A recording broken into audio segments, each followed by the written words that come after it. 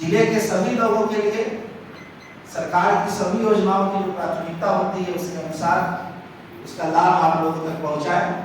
साथ ही साथ क्योंकि सरकार कल्याणकारी सरकार है, इसलिए हम लोग की प्राथमिकता और रहती है कि जो समाज के सबसे अंतिम पायदान के लोग हैं उन पर विशेष रूप से ध्यान केंद्रित कर, फोकस कर, विशेष अभियान चलाकर उनके लिए सरकार की योजनाओं को हम लोग पहुंचाने का काम करें। इसी क्रम में आपने देखा होगा पिछले कुछ वर्षों से कैंप के माध्यम से विशेषकर अनुसूचित जाति जनजाति टोलों में, चाहे वो स्वास्थ्य कैंप हो, आधार कार्ड निर्माण का हो, आयुष्मान कार्ड निर्माण का हो, मनरेगा के जॉब कार्ड का निर्माण का हो, यह कार्य हम लोग लगातार कर रहे हैं।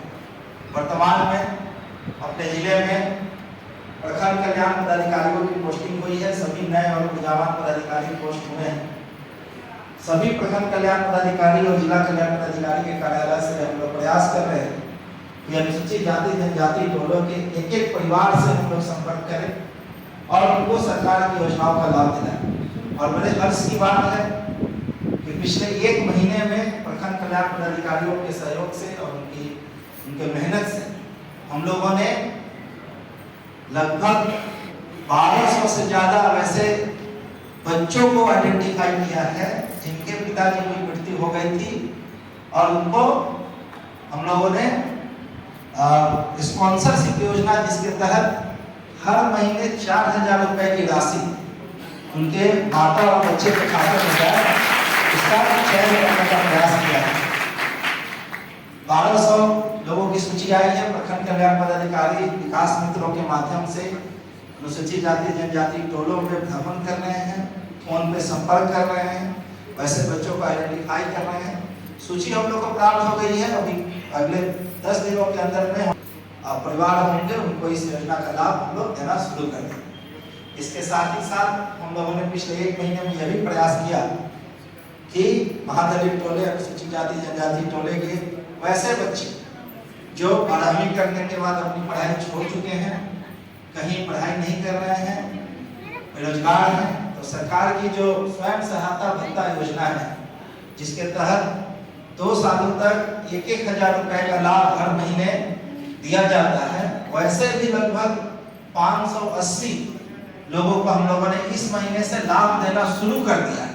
आइडेंटिफाई उसमें भी हमने 1000 से ज्यादा किया है, लेकिन 580 बच्चों को हम लोगों ने उनके खाते में राशि हस्तांतरित करना शुरू कर दिया है। ये मैं पिछले बस एक महीने का बता रहा हूँ जिसमें हम लोग ये अभियान चला रहे थे। 580 का मतलब हुआ कि 5,80,000 रुपए महीने, और आप 12 से गुना कर दीजिए तो लगभग 60-70 लाख रुपए सालाना लोगों के खाते में जाएंगे, अतिरिक्त जिनको हम लोग अभी तक आइडेंटिफाई नहीं कर पाए थे या वो लोग स्वयं हमारे संपर्क में नहीं आए थे।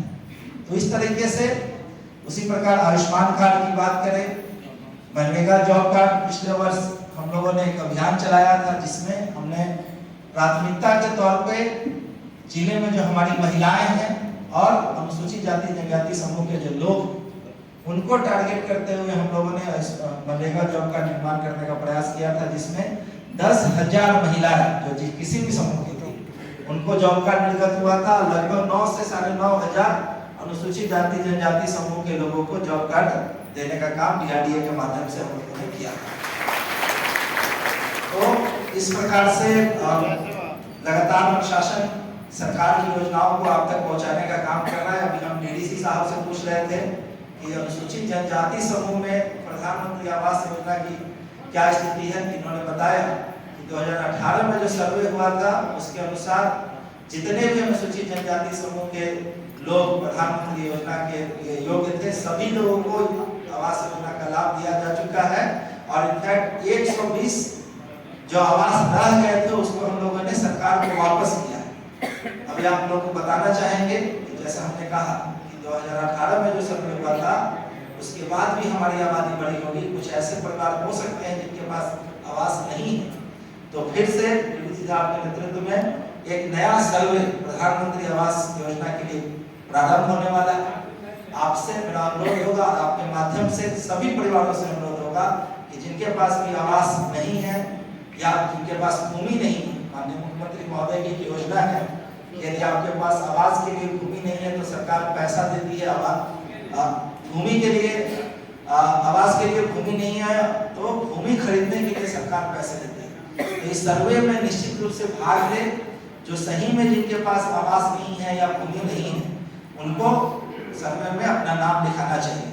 अभी अभियान बसेरा 2 के तहत हम लोगों ने 1200 परिवारों को सर्वेक्षण किया जिनके पास अपनी भूमि नहीं थी। 700 से ज्यादा परिवारों को हम लोगों ने भूमि देने का काम किया है, जिसमें सभी समुदाय के लोग शामिल हैं।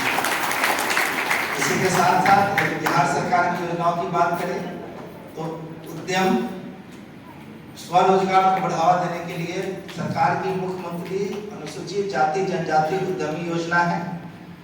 इसी के साथ प्रधानमंत्री विश्वकर्मा योजना है, पीएमएजीपी पीएमएफई योजना है।